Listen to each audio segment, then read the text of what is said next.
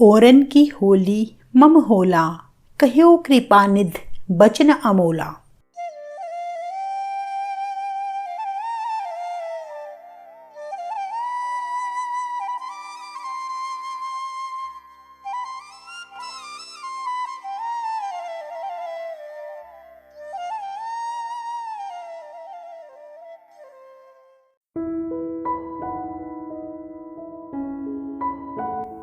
दसवें पातशाह श्री गुरु गोबिंद सिंह जी ने खालसा पंथ में होली को होला मोहल्ला नाम दिया।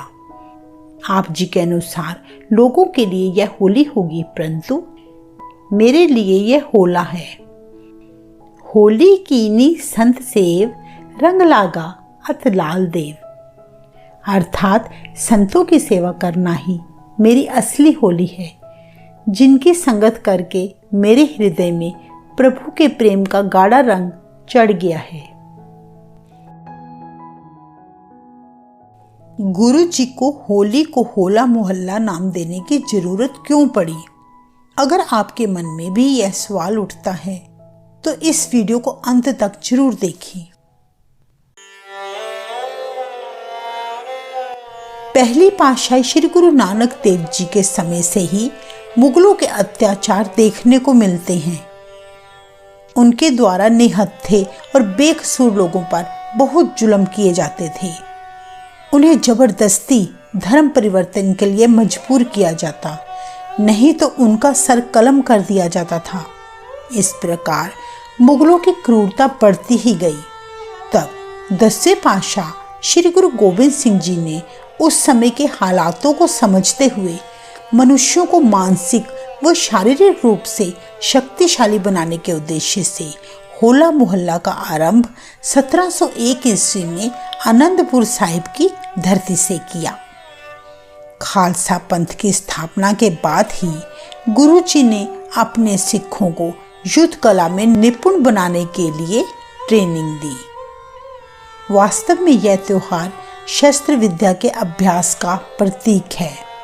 गुरु जी के अनुसार हर सिख शस्त्रधारी हो जो जालिमों के साथ टक्कर ले सके और हर एक संत सिपाही बन सके। गुरु जी के अनुसार सिखों में वीर रस पैदा करने की यही सही युक्ति है। गुरु जी का कहना था कि आध्यात्मिक तौर से बाणी सिख को मानसिक ताकत देती है और शस्त्र विद्या शारीरिक ताकत। इन दोनों के मेल से ही संत सिपाही बना जा सकता है।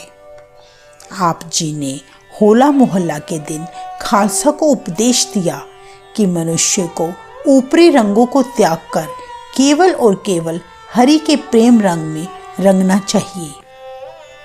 असल में होला का अर्थ है हमला करना और मोहल्ला का अर्थ है वह स्थान जहां हमला किया जाए। कहते हैं गुरु गोबिंद सिंह जी आनंदपुर साहिब में भरे दरबार में होला मोहल्ला के दिन अपने शस्त्र विद्या में निपुण सिखों से बनावटी युद्ध करवाया करते थे।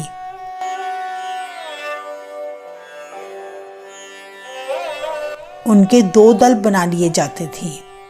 एक खास जगह चुनकर वहां पर एक दल से हमला करवाया जाता था, जिनमें 2 घुड़सवार शस्त्रों के साथ आपस में युद्ध भी किया करते। कुछ सिख गतकों के जोहर दिखाते। जो दल दूसरे दल पर जीत हासिल करता, गुरुजी द्वारा उस जीते हुए दल को सम्मान के तौर पर सरोपे भेंट करते।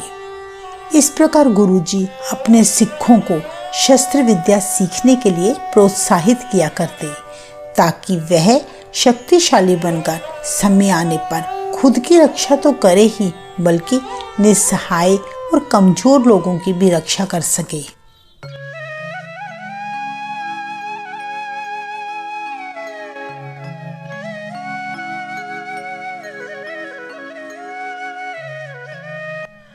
इस त्योहार का आरंभ श्री आनंदपुर साहिब से हुआ, फिर धीरे धीरे दुनिया भर के कई ऐतिहासिक गुरु घरों में बड़ी श्रद्धा व उत्साह के साथ मनाया जाने लगा। इस दिन श्री आनंदपुर साहिब जी की शोभा तो देखते ही बनती है। देश भर से लोग अपने अपने ट्रकों, ट्रॉलियों वो गाड़ियों में पहुंचते ही हैं, परंतु विदेशों से भी संगतें श्री आनंदपुर साहिब के दर्शन करने आती हैं। ऐसा लगता है मानो आनंदपुर साहिब में समस्त संसार ही समा गया हो, जहां यह त्योहार 3 दिन मनाया जाता है। बच्चे, बूढ़े और जवानों में कई गुना एनर्जी देखने को मिलती है। हर जगह आनंद का वातावरण दिखाई देता है। गुरु घरों में शस्त्रों का प्रदर्शन किया जाता है, दीवान सजाए जाते हैं, शब्द कीर्तन के साथ ही अखंड पाठ भी संपन्न कराए जाते हैं।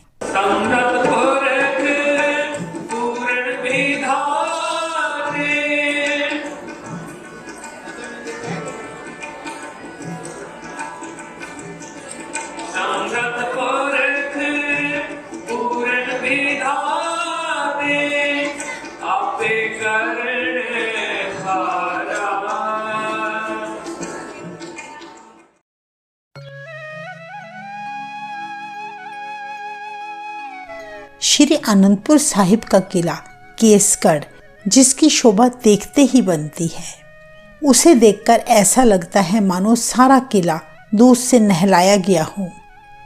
गुरु जी की नगरी अलग ही रंगों में रंगी नजर आती है। जगह जगह धार्मिक समागम किए जाते हैं। होला मोहल्ला के तीसरे दिन यानी अंतिम दिन गुरु जी के 5 प्यारे श्री केसगढ़ साहिब से चलकर किला आनंदगढ़, किला लोहगढ़ और माता जीतो जी के गुरुद्वारे में पहुंचते हैं। जो दूर दूर से संगतें श्री आनंदपुर साहिब में पहुंचती हैं, उनके खाने पीने की व्यवस्था 24 घंटे सेवादारों द्वारा की जाती है। जगह जगह छोटे छोटे बच्चे अपनी कला का प्रदर्शन करते नजर आते हैं, जैसे गतका चलाना, तीरंदाजी करना, तरह तरह के जौहर दिखाना, जिन्हें देखकर लगता है मानो गुरु गोविंद सिंह जी के लाल धरती पर उतर आए हों। होला मोहल्ला का त्योहार हम सभी को यह संदेश देता है कि हर मनुष्य मानसिक व शारीरिक रूप से इतना बलवान बने कि खुद की रक्षा तो करे ही, बल्कि कमजोर इंसान की भी रक्षा कर सके। गुरुजी ने होला मोहल्ला की शुरुआत करते समय आनंदपुर साहिब से सभी को यह संदेश दिया कि शस्त्र किसी बेकसूर और निहत्थे पर कभी नहीं उठने चाहिए, बल्कि जुल्म करने वाले पर ही उठने चाहिए। साथ ही गुरुजी ने केवल सिखों को युद्ध करना ही नहीं सिखाया, बल्कि संतों वाले काम भी साथ साथ जारी रखने को कहा। अगर हम गुरुजी के उपदेश अनुसार इस त्योहार को मनाते हैं, तभी हम अपनी आत्मा से कह सकते हैं, हाँ, मैं गुरु गोबिंद सिंह जी का लाल हूँ। वाहेगुरु जी का खालसा, वाहेगुरु जी की फतेह। वाहेगुरु।